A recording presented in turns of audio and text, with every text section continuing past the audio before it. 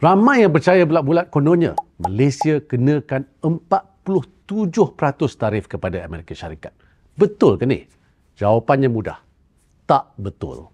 Habis tu, macam mana Amerika dapat nilai 47% tu? Sebenarnya, mereka bukan tengok kadar tarif Malaysia pun. Sebaliknya, mereka kira ikut defisit dagangan antara Amerika dan Malaysia. Kalau kita tengok data dari US Census Bureau 2024, Amerika import dari Malaysia 52.5 bilion US dollar dan ekspor ke Malaysia 27.7 bilion US dollar. Defisit dagangan Amerika Syarikat ialah 24.8 bilion US dollar.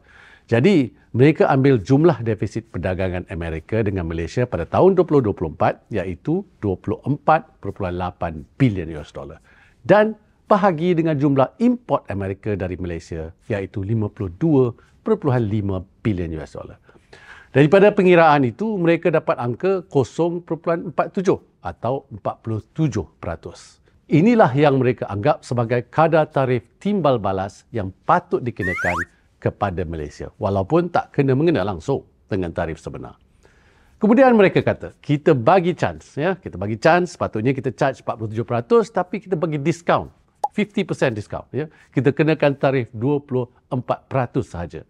Maka wujudlah tarif timbal balas 24% ke atas Malaysia. Tapi, apa sebenarnya tarif sebenar Malaysia kepada produk Amerika?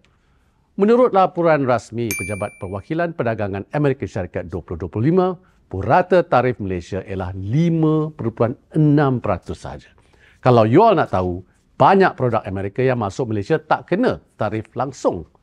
Jadi, kalau nak timbal balas yang betul-betul adil, Amerika sepatutnya kenakan tarif 5.6% bagi 2 atau 2.8% saja. Bukan 24%. Kesimpulannya, Malaysia tak kenakan tarif 47% kepada Amerika dan tarif 24% yang dikenakan perlu dikaji semula.